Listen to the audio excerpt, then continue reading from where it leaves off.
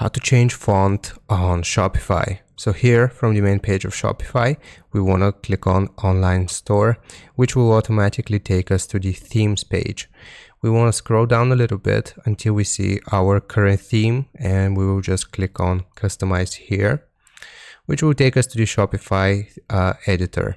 Now from within the Shopify editor, we want to click on theme settings, and we want to focus on this option, typography.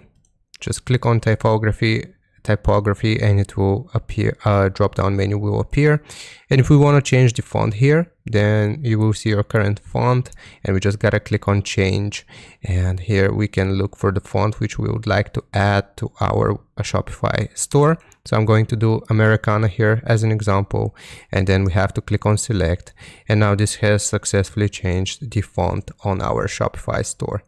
I hope this helps you out. Leave a like and sub, and I'll see you next time.